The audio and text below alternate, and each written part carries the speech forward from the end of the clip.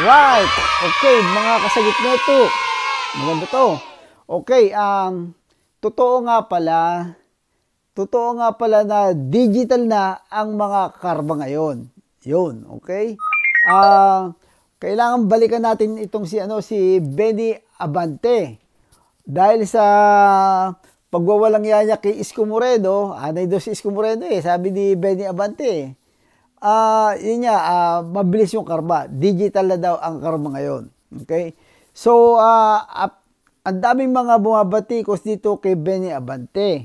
Okay, kung natatandaan nyo yung aking video, like few weeks ago, meron akong, although napakagaling niya sa Quadcom, sa simula, nitong pahuli ay medyo nagkalat na siya. Itong si Congressman Benny Abante. At minapansin ako sa kanya na something fishy going on. Sa akin nagmula yun Nung napansin ko na siya pala ay agresibo na politician, at the same time agresibo na maging leader ng isang relihiyon. And I said, that is a bad combination.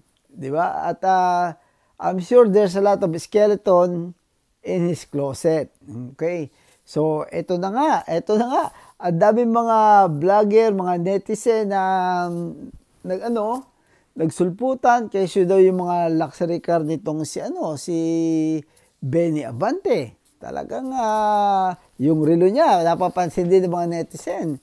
Ang masama nito, mayroon pa mga vlogger na katulad nitong si Kent Garcia, sinasabi na Congressman Benny Abante nagmules siya daw ng bagets.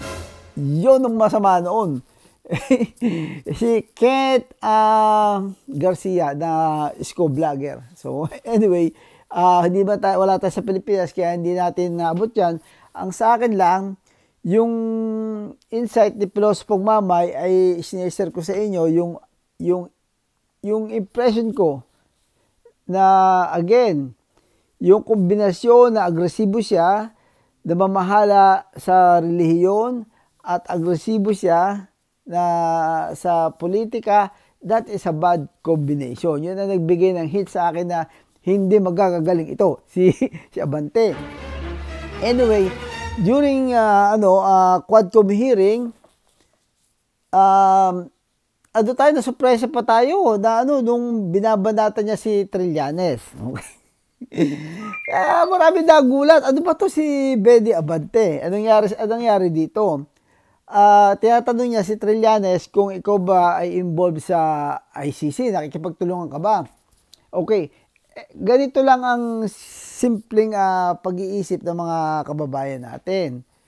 Obviously, na kailangan tumulong ng ICC, doon na lang sa kahihiyaang inabot ng mga Pilipino doon sa Senado. Gaano kadami ang mga kekoy doon na iniharap nila yung 30,000 ang pinatay, lahat sila takot na takot at pinepress pa nila. So, ay talagang kailangan ng ICC. So, anyway, balik tayo dito sa Kongreso. Okay, nung una ay nagpasikat itong si Benny Abante. At akala natin talagang fight na fight. Pero nung pahuli ay kumambyo siya kay Digong. So, ganun parang ramdam niya na mas malaki ang demonyo nito kaysa sa akin. Ako, bidemonyo ako, pero I try to keep it in the closet. Yun ang nakikita natin dito. Kasi nung during a conversation ay alam na ng mga tao na 30,000 ang pinatay ni Tatay Digong. Yung pinapatay yung involvement niya. Yun ang ibig sabihin. Tapos, sasabihin, alam ko sa inyong puso ay meron pa rin kayo. Mga ganun ang banat nitong si Abante. Sus Mariosep. So, the moment of truth. So, ngayon, may mga revelasyon na, ito nga si Kent Garcia, sinasabi na may kaso daw itong si Pastor Abante, nagmulas siya daw. So, ito yun Ito yung Isko anay, anong tawag sa'yo? Buwaya? So, ang tawag sa kanya is crack. Anyway, ito yun. No? Ang title ay Congressman Benny Abante, nagmulas siya ng bagets. Wow! That is big. Ken Garcia. Anyway, okay. Let me say something about this. Alam niyo yung ikay mabuli nung bata? Di ba may mga may nabubuli? Hindi nakakalimutan ng mga bata yung trauma. Pero yung mamolestya ka, ay talagang ano yan. Talagang grabe. Okay? Balikan natin yung mga nagmamolestya. Yan ay mga predator talaga. Predator. Okay? At kung bakit ba itong mga to, ay hindi na lang humanap na kapareho nila at mag-espadahan na lang sila. ay napaka ano, at ang masakit nito ay very powerful sila, predator nga di ba? Ang hinahanap nila yung mga weak species, di ba? Ang mga predator. So, yun ang kaya nila, yung mga vulnerable, ang upakan nila. So anyway, so kasi lahat ng mga isko vlogger, iniikutan ko kung ano bang mga latest at masama itong ginagawang ito ni Benny, ni Benny Buracha, Benny Abante. Masama itong ginagawa niya na si Isko daw ay anay daw sa lipunan. Kung anay siya, ay bakit siya ang nagtayo ng mga ang anay naninira, no? Si Isko ay nagtatayo ng mga building ng mga kabuhayan. Ay nako, Benny Buracha. Benny Buracha. Pero ang tawag sa kanya ng mga ibang ng netizen ay cracks. Hindi ko alam kung bakit crocodile. Kailangan ipacheck din ang nito sa AMLAC dahil maraming mga netizen na ang curious dito sa kanyang mga masyadong fancy, di ba? Sa sasakyan daw at saka doon daw sa mga gadget niya. Pero napapansin ako.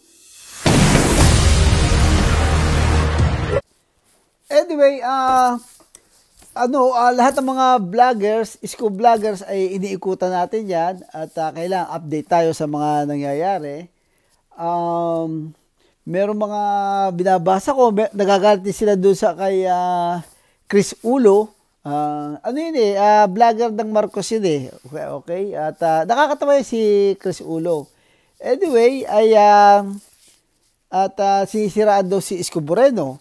So, ang nakikita ko naman dito ay lahat ng nakakalaban ni Marcos during presidential election ay talagang yung mga Marcoses, yung fanatic ay by nature talagang binabana. Walang magaling sa kanila kundi ang Marcos. Yun lang naman yun. So, ako napapansin ninyo ay kasi meron tayong tinatawag na na kung less evil, di ba? Doon tayo sa less evil kung wala ka naman choice Wala naman choice sa mga Pilipino so far sa ngayon So doon tayo sa less evil, okay? So bisa pinupuri dati si Marcos dahil yung kanyang foreign policy at saka itong pagbubukas itong Quadcom, yung magkaroon ng hustisya sa mga mahihirap ay okay tayo doon, okay? Pero hindi naman nawawala sa isipan natin na katulad itong si Chris Ulo, si Mike Abe, ay subukan mong tanungin yung mga yan na magbabayad ba ng tax itong si Marcos? Pag hindi hindi ko sasagutin. Ganun ang mga loyalist. Okay? Ang pinapakinggan nila lang ay yung kanilang paniwala. Hindi sila interesado do sa mga sa mga katotohanan. Okay? Ganyan po loyalist. So, however, yun nga, doon tayo sa less evil.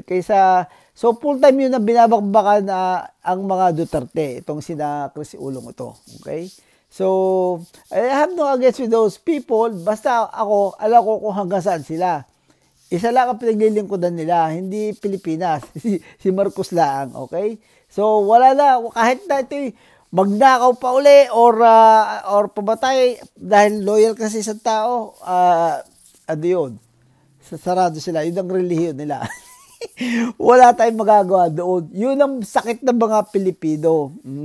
Hindi ho sila advanced citizen, hindi katulad sa ibang bansa. Unang-una, hindi na makakalusot yun eh, yung pagkami, At saka yung saka may mga, sila, yung delikadesa. Hindi na para ako mandidato.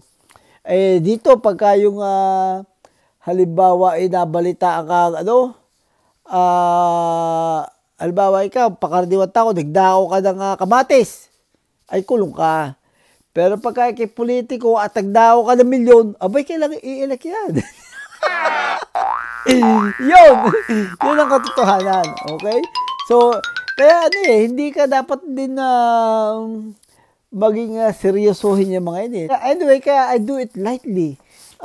Pag me time lang ako, 3 times a week, hindi ako para yung mag-TikTok, para dito, para dumami ang subscriber, Facebook Live, yung mga hindi ko yung tama na meron akong mga ilang kaibigan dito na nakaka-relate sa akin. Okay? Tayo naman i-retag na hindi ko mahanap buhay itong YouTube. Tayo naman mingle-mingle lang. Tayo naman tumutulong para mabuksan ang isipan ng mga kababayan natin. And then, bisa may sineshare tayo yung mga paghahalaman natin at saka pamamasyal. So, ganun lang. Meron kang isang grupo, yung ISCO, yun ang second family mo. Okay? So, ganun lang po ang simpleng buhay ni Filosofo Mamay. Anyway, salamat po sa mga nag-subscribe at sa mga magsusubscribe pa. At saka sa mga sagit nito community. So, andito lang si Filosofo Mamay, kaya lang wala ako in a few days dahil birthday ko eh. So, birthday ko bukas. So, ilalabas muna ako in a few days. Pero babalik ako, binomonitor ko naman kung ano mga nangyayari. Okay? So, mga isko niyan, I'll see you in a few days. God first. Peace out.